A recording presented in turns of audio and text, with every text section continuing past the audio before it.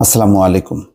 এবারের বাজেট নিয়ে নানা মহল তীব্র সমালোচনা করছে। ব্যবসায়ীদের সংগঠন তারা সর্বস্তরেই প্রতিবাদের আওয়াজ শোনা যাচ্ছে।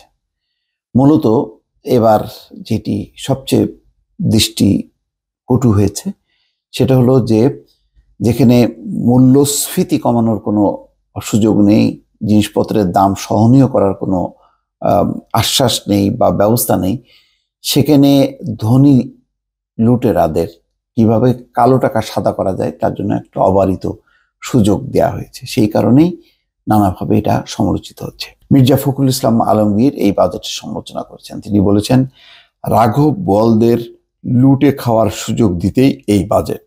এই জন্য তিনি বলছেন যে এটা গণবিরোধী না, এটা বাংলাদেশ বিরোধী একটা বাজেট।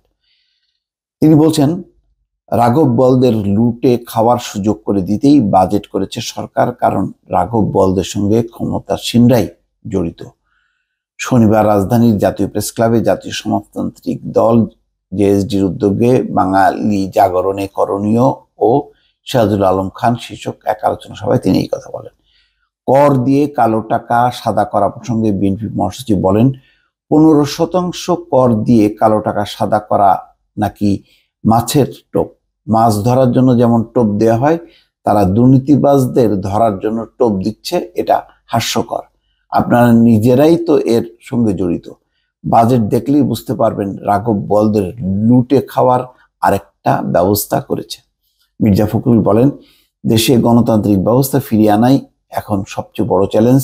তারা জনগণের কল্যাণে নয়, প্রতি মুহূর্তে দেশের ভবিষ্যৎ ধ্বংসের মুখে ফেলছে। একটি দল এক ব্যক্তির অবদান ছাড়া আর কারো কোনো অবদান স্বীকার করতে চায় না।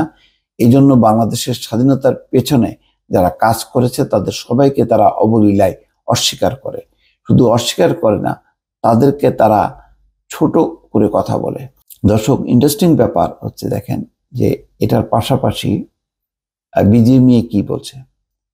বিজিএমইএ নেতৃবৃন্দ পর্যন্ত বলছে, বর্তমান কঠিন পরিস্থিতি মোকাবেলা করার জন্য ব্যবসায়ীদের মূল প্রস্তাবগুলো প্রস্তাবিত বাজেটে প্রতিফলিত হয়নি বলে অভিযোগ করেছেন বিজিএমইএ এর সভাপতি এম এ মান্নান কোচি। শনিবার রাজধানীর উত্তরায় 24-25 অর্থবছরের প্রস্তাবিত বাজেট নিয়ে বিজিএমইএ, বিকেএমইএ ও বিটিএমইএ এর যৌথ সংবাদ সম্মেলনে তিনি অভিযোগ করেন। তিনি বলেন, বর্তমান কঠিন পরিস্থিতি মোকাবেলা করার জন্য আমাদের মূল প্রস্তাবগুলো প্রস্তাবিত বাজেটে প্রতিফলিত হয়নি। বাজেটে শিক্ষা, দক্ষ মানব সম্পদ উন্নয়ন, কর্মসংস্থান, কৃষি, বিদ্যুৎ, জ্বালানি ও অবকাঠামো ও সামাজিক নিরাপত্তা খাতকে অগ্রাধিকার দেওয়া হয়েছে। এগুলো বাজেটের ইতিবাচক দিক।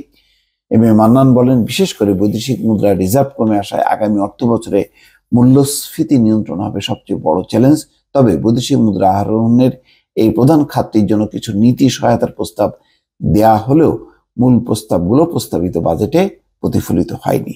তবে বস্ত্র ও পোশাক শিল্পের জন্য সহায়ক প্রস্তাবগুলোকে আমরা সাধুবাদ জানাই। এটার পাশাপাশি আরেকটি বক্তব্য এসছে এফবিসিসিআই এর পক্ষ থেকে। মূল্যস্ফীতির হার কমিয়ে বাজেটের লক্ষ্যমাত্রা অর্জন বিশাল চ্যালেঞ্জ। কি বলছে এফবিসিসিআই সভাপতি মোহাম্মদ মাহমুদুল আলম, মূল্যস্ফীতির হার কমিয়ে নিয়ে বাজেটের লক্ষ্যমাত্রা অর্জন করা একটা বিশাল চ্যালেঞ্জ।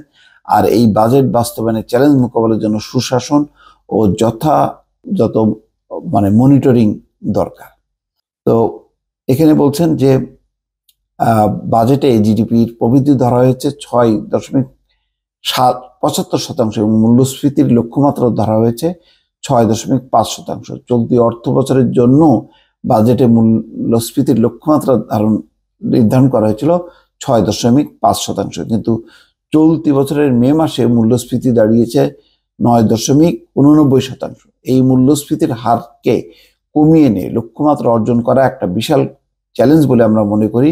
মূল্যস্ফীতির ঊর্ধ্বগতির লাগাম টেনে ধরতে হবে, তা না হলে সাধারণ মানুষের কষ্ট ও ভোগান্তি বাড়বে। এখন রাজনৈতিক এবং ব্যবসায়িক সংগঠনও এই বাজেটের সমালোচনা করছে। দর্শক, ভালো থাকবেন। আল্লাহ হাফেজ।